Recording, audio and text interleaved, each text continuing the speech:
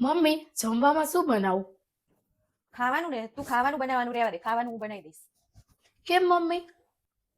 કેમ શું? ભાત બનાવવાના કહીએ ને તો ભાતના જગ્યાએ ખીચડી બનાવી દઈશ ભાતની. અને દાળમાં તો ખબર નહીં ગોળ જ નહીં નાખતી. આપણા ઘરમાં બધાને છે ને થોડી ગળચટી દાળ ભાવે છે અને તું છે ને ખાટી ખાટી દાળ બનાવે છે. એટલે એમ કર તું ખાવાનું બનાવવાનું તો રહેવા જ દે, હું બનાવી દઈશ. કંઈ આવડતું નહીં, શી ખબર રાંધતાય આવડતું નહીં આને.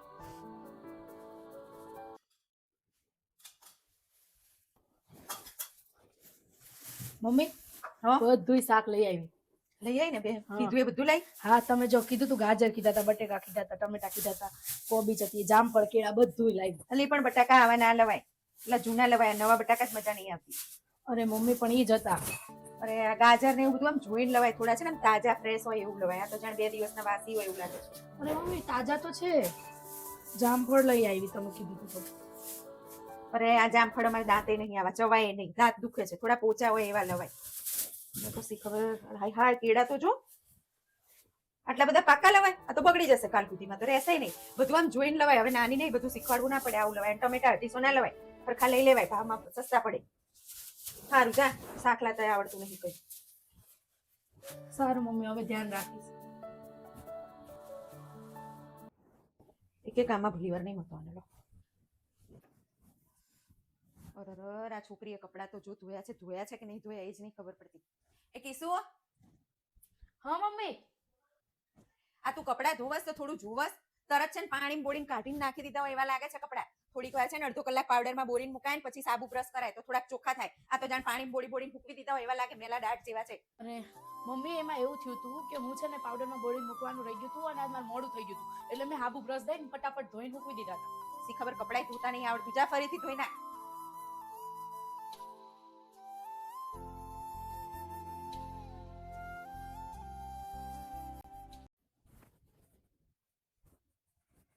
આ હાલ પોતા કરતી ત્યાં પોતા કરીને ગઈ છે. આમ તો જો નકરી કીડીઓ થઈ છે. એ કિસુ, એ હા મમ્મી. હું એમ કહું છું આ તે પોતા કર્યા તો ફિનાઇલ નાખ્યું તું? નતું નાખ્યું એમ? તો આ ફિનાઇલ નાખ્યા વગર પોતા કરસ, આ કીડીઓ કેટલી થઈ છે. ફરીથી કર પોતા બધે. સી ખબર, તને તો બધી કામમાં છે ને બધી વસ્તુમાં કેવું જ પડે. એક કામ તને એમ નહીં જાતે ખબર પડતી કે આ રીતે કરીએ. કર ફરીથી હવે. સારું મમ્મી, હવે હું ધ્યાન રાખીશ. પણ મમ્મી હું એક વાત કહું તમને, તમે જે મને બધી જ વસ્તુમાં સંભળાવો છો અને મને મેણાટોણા મારો છો કે તું આ વસ્તુ બરોબર નથી કરતી, તું આ વસ્તુ, સાચી વાત છે મમ્મી તમારી કે મને મારા મમ્મીએ કાંઈ નથી શીખવાડ્યું. કેમ કે મેં મારા મમ્મીના ઘરે ખાલી ભણવામાં ધ્યાન દીધું છે. મેં મારા ઘરે કોઈ દિવસ હું ધાણા લેવાય નથી ગઈ, એટલે મને આ બધી વસ્તુ નથી આવડતી મમ્મી. અને હું અહીંયા આવીને આ બધી વસ્તુ કરવાની કોશિશ તો કરું છું ને, તો તમે મને આટલું બોલ્યા વગર, સંભળાવ્યા વગર તમે મને આ જ વસ્તુ પ્રેમથી શીખવાડો તો હું આ બધી જ વસ્તુ પ્રેમથી શીખી શકું. તો તમે મને આટલા મેણાટોણા મારો એના કરતાં તમે મને શીખવાડતા હોય તો કેવું સારું.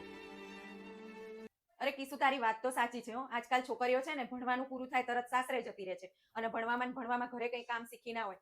પણ સાસુ જો ધારે ને તો વહુને માં બની અને એને કામ શીખવાડી શકે છે. મારે તને શીખવાડવાનું હતું, નતું ટોક ટોક કરવાનું. પણ કંઈ વાંધો નહીં કિસુ, તે મને જે કીધું ને મારી ગળે વાત ઉતરી ગઈ. આજથી આપણે બંને મળીને કામ કરીશું અને હું તને બધી વસ્તુ શીખવાડીશ, બરાબર?